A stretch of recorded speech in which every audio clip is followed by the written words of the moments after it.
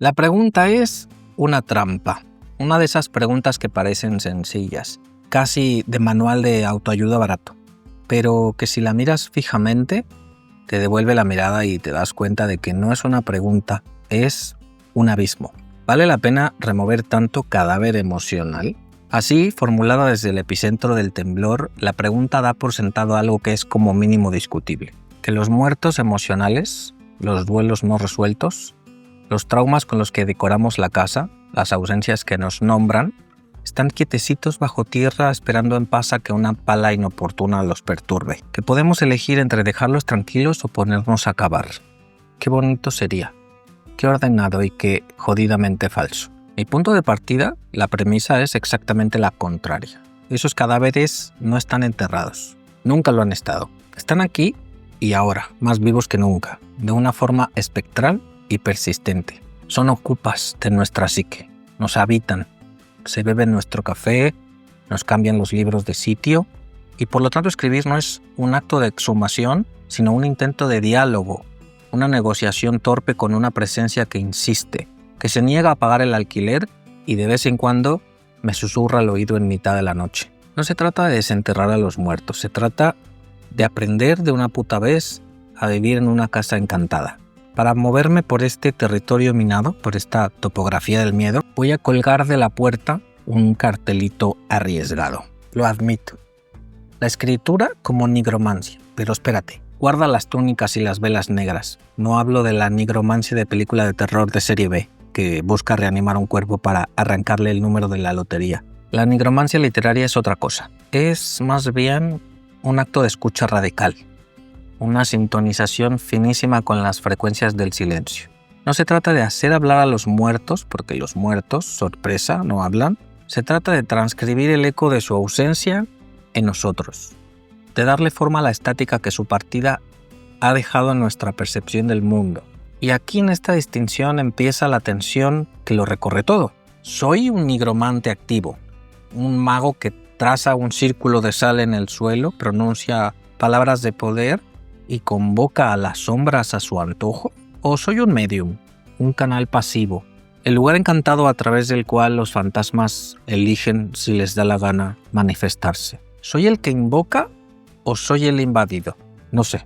Para no perderme en este laberinto, necesito un umbral, una puerta de entrada. La encontré en un libro de una rabina y pensadora francesa, Delphine Orvillers, llamado Vivir con nuestros muertos. Orvillers dice algo que me voló la cabeza. Redefine su propio papel no como el de una guardiana de dogmas, sino como el de una narradora cuya única función es quedarse junto a la puerta para asegurarse de que permanece abierta entre el mundo de los vivos y los muertos. La imagen ya es demoledora en su sencillez. No forzar la puerta ni sellarla con 7 cerrojos. Custodiar el pasaje. Ella cuenta que en la tradición judía el cementerio no es la casa de la muerte, sino la casa de la vida o la casa de los vivientes. Un concepto que le da una patada a toda la lógica occidental del duelo. No llevamos a los muertos a un lugar de olvido, sino que les ofrecemos un espacio de memoria y continuidad dentro de la vida misma. Así que el libro de Orvillers no es un manual de instrucciones para remover cadáveres, es un modelo de cohabitación. Y me dio la primera y más profunda justificación para todo este circo. Se escribe no para expulsar a los fantasmas, sino para invitarles a sentarse a la mesa, para reconocer de una vez por todas que la casa de la vida es por definición una casa compartida, como esta nuestra. El impulso de escribir después de una pérdida como esta no es una sola cosa. Es un espectro de necesidades, deberes y coartadas que nos damos a nosotros mismos. Va desde la pura autoconservación psicológica hasta un imperativo ético de fidelidad a lo que hemos vivido. Y analizar ese espectro, esas justificaciones que nos montamos, es entender por qué remover el cadáver no es una opción, sino una puta necesidad. La primera justificación, la más obvia, y todos compramos, es la terapéutica. La escritura como ibuprofeno para el alma. La pérdida es caos. El mundo se desestructura. Las certezas se disuelven. Te quedas flotando en un dolor amorfo y pegajoso. Ahí la escritura emerge como una herramienta para imponer un orden, aunque sea un orden de mentirijillas provisional. Los psicólogos lo dicen más claro, tienes que nombrar tu dolor, porque al darle nombre, al describirlo, pasa de ser esa niebla que te envuelve a ser una barrera más tangible, algo que con suerte puedes intentar saltar. Se convierte en una interacción simbólica, un espacio donde puedes dirigirte al ausente o a ti mismo o al dolor para estructurar pensamientos y sentimientos, un primer auxilio, una justificación necesaria, la puerta de entrada. Pero es insuficiente. Si solo fuera por eso escribiríamos un diario y luego lo quemaríamos. No estaría aquí montando este espectáculo. Hay otro nivel, una justificación que va más allá de mi ombligo. La escritura como deber comunitario, como tradición. Y aquí vuelvo a Delfín Orviller y la imagen del cesto. La palabra hebrea para generación alude a la acción de tejer cestos. Cada generación es una vuelta de mimbre que se apoya en la anterior y sirve de base a la siguiente. Una tragedia, una pérdida devastadora, abre un agujero en el cesto, una brecha que ya no se puede coser. Y escribir en ese contexto es intentar surcir, es reintegrar las historias rotas para que la estructura no se venga abajo. Cuando Orviller narra la vida de una superviviente de Auschwitz, no lo hace solo para consolar a su hijo, lo hace para tejer esa vida en el cesto de las generaciones, para que su dolor y su fuerza no se pierdan. Es un acto de filiación. Dejar una piedra sobre una tumba judía, explica, simboliza me incorporo a tu herencia. Escribir sobre los muertos sería nuestra forma de colocar esa piedra, de decir, tu historia continúa en la mía y a través de mi relato en la de todos. Y aquí es donde una intuición que temía se me volvió una certeza. Por eso quiero narrar la muerte de mi mamá, incluyendo las perspectivas de mi papá y de mi hermano, porque su cadáver emocional no es solo mío, es nuestro. Y si no lo tejemos juntos, el agujero en el cesto de nuestra familia será demasiado grande. Pero la justificación última, la más profunda y de verdad me obliga a estar aquí, no es ni terapéutica ni comunitaria, es ontológica. Escribo porque es la única forma de ser fiel a la realidad, punto.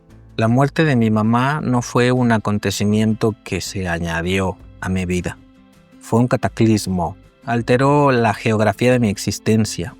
El mundo de después no es el mismo que el de antes. Y negarme a escarbar, a confrontar esa ausencia es en el fondo vivir en una puta ficción. Es habitar un paisaje fantasma pretendiendo que los mapas viejos todavía sirven. ¿Entiendes por qué te digo que la pregunta inicial es una trampa? La escritura en este sentido es un acto de realismo radical. El intento de trazar el nuevo mapa de un territorio devastado. Cuando Roland Barthes escribe su diario de duelo tras la muerte de su madre, no lo hace para superar nada. Escribe porque el duelo se ha convertido en su única y nueva forma de ser en el mundo. El fragmento es lo único real para él. Cuando Joan Didion escribe sobre el pensamiento mágico, no describe una fantasía. Describe con una honestidad brutal la nueva lógica irracional que gobierna su realidad. Escribir no es una terapia para volver a la normalidad. Es el único modo de dar cuenta de que la normalidad ha sido cancelada para siempre. Y esto es un intento de explicarle a mi papá y a mi hermano por qué necesito que me compartan sus propias experiencias. Quizá es una forma de decirles, esto no es un capricho narcisista, es que el suelo ha desaparecido bajo nuestros pies y necesito saber en dónde coño estamos parados. La pérdida de mamá ha sido una categoría aparte en el catálogo de nuestros dolores. No ha sido perder a una persona, ha sido perder nuestro origen, el primer espejo, el lenguaje con el que aprendimos a nombrar el mundo, esto al menos para mi hermano y para mí. Es como dijo Simone de Beauvoir, una mutilación. Y este cadáver emocional específico, el de la madre, no es un objeto pasivo, es un prisma a través del que de repente se reexamina todo. Para Barthes, la muerte de su madre deconstruye el lenguaje. Para C.S. Lewis, la fe. Para David Riffe, el legado intelectual. Te das cuenta de que remover este cadáver en particular no es un acto de introspección ególatra, sino un método de crítica radical del mundo. El duelo íntimo se convierte en una herramienta afilada para excavar los cimientos de nuestra realidad compartida. Y eso nos lleva a Barthes, claro, el maestro de la ruina. Su diario de duelo no es un libro, es un sismógrafo de un derrumbe. Tras la muerte de su mamá, el gran teórico del lenguaje se enfrenta a que su propia herramienta, las palabras, es inútil. El dolor que siente es absoluto, original, irreductible.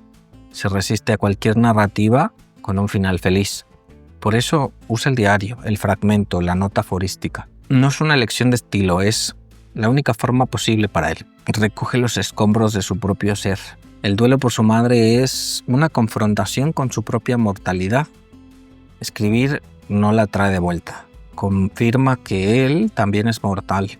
Luego está Annie Ernaux. Si Barthes implosiona el lenguaje, Annie Ernaux lo convierte en un bisturí sociológico. En Una mujer, escrita tras la muerte de su madre, su nigromancia tiene un propósito político: salvar a su madre de la doble muerte del olvido social. Adopta su famosa escritura plana, clínica, despojada de sentimentalismo. Y esto es una lección ética bastante brutal.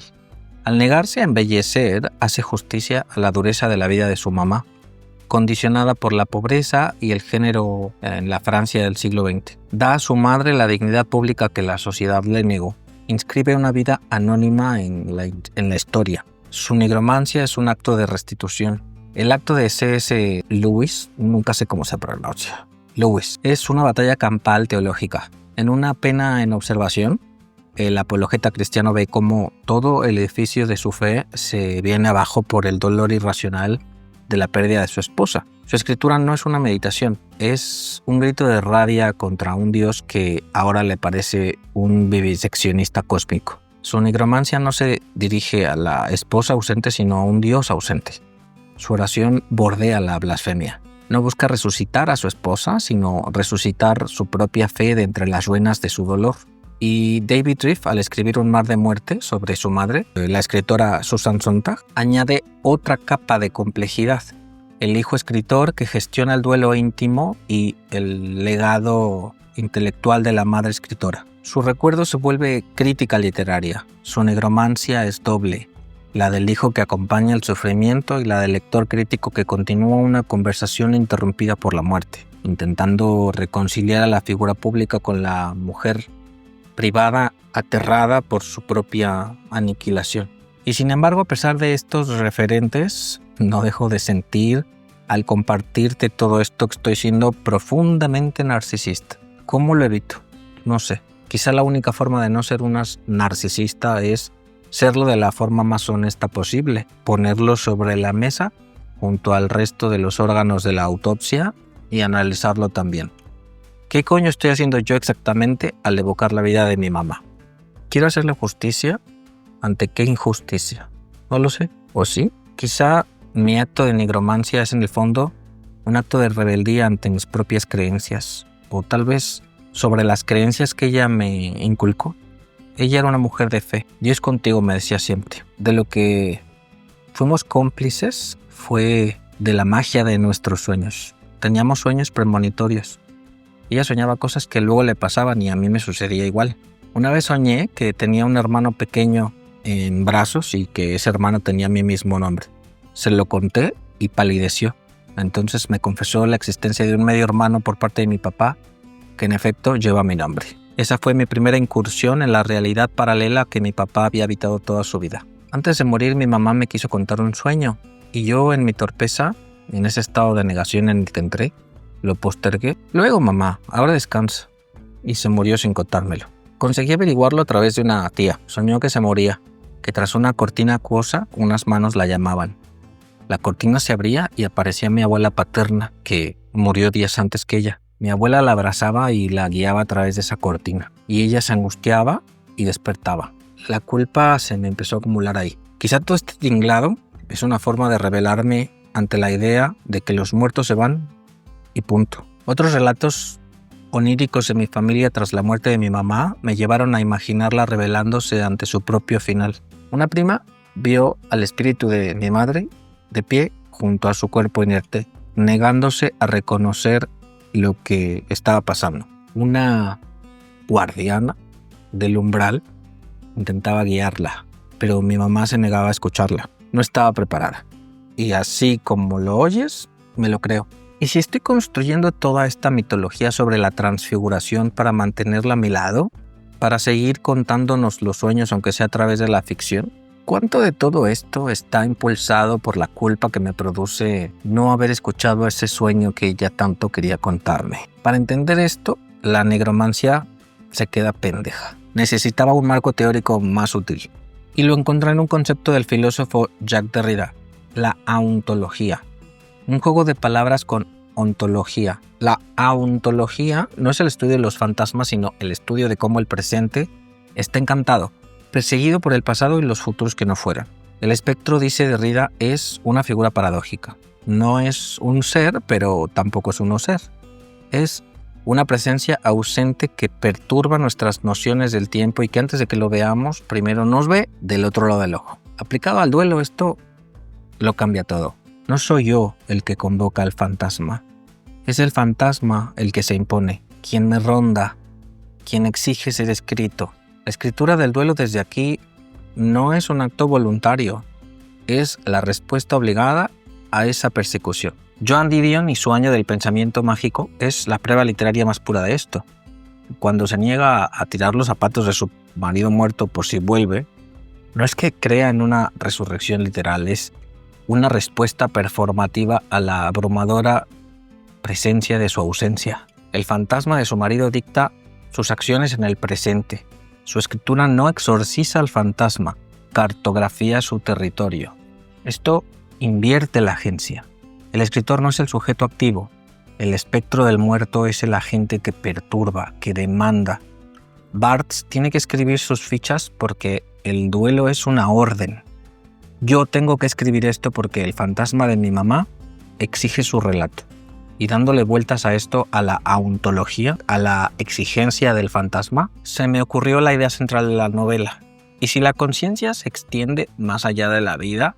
¿Y si puede habitar también la materia inorgánica transfigurándose de forma aleatoria? La conciencia como un disco duro infinito que acumula conocimiento en cada existencia, pero que solo puede acceder a ese archivo en el instante entre la muerte y una nueva transfiguración. Me invento todo esto para poder imaginar a mi mamá en ese instante, revelándose, aterrorizada ante la certeza de que no hay certezas, solo una eternidad de cambios. Y conociéndola, previsora, mística, truculenta como era, pensé, por eso quiere ser escrita, por eso quiere dejar un testimonio de sí misma, unas instrucciones para la vida y la muerte. Una novela que quizá se titule Lee esto antes de morir, porque un libro es la única tecnología capaz de almacenar el conocimiento y perdurar.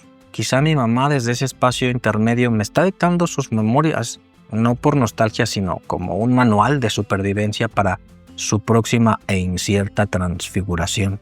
Y aquí es donde esta autopsia deja de ser solo mía y necesita convertirse en una conversación, en una escritura comunal, como diría Rivera Garza. Si mi madre me está rondando, si me está dictando a través de sueños, intuiciones y culpas, necesito ayuda para transmitir el mensaje. Otros oídos para escuchar esta estática. Por eso te he contado sus sueños y mis sueños, las historias que se tejen en mi familia. No busco que me des el pésame, busco tu complicidad. Nigromantes aficionados, ¿qué ves en esas imágenes? En esa cortina de agua, en esas manos que llaman, en esa negativa a cruzar el umbral. ¿Esto es solo el producto de mi dolor o hay más? ¿Qué mitologías se construyen para poder vivir con tus propios fantasmas? Compárteme en los comentarios tus propias interpretaciones, tus propias historias de casas encantadas, tus teorías sobre la vida secreta de los muertos. Ayúdame a construir este archivo, a tejer este cesto. Convirtamos este monólogo en un aquelarre, en una sesión de escritura colectiva. Porque al final la pregunta no es si vale la pena remover el cadáver. El cadáver ya está aquí, sentado en el sofá, esperando.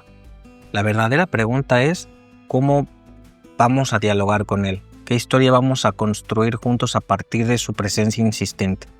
Quizá me estoy volviendo completamente loco y tal vez todo esto no es más que un delirio sofisticado para no ahogarme en el duelo. Pero ¿cómo no creer que vale la pena si en el fondo de todo este ruido, de toda esta teoría y esta performance, lo que siento es que es mi propia mamá la que ha tomado el control de mi creatividad? ¿Cómo no seguir escribiendo si es ella quien a través de mí se niega a guardar silencio? No sé. Digo,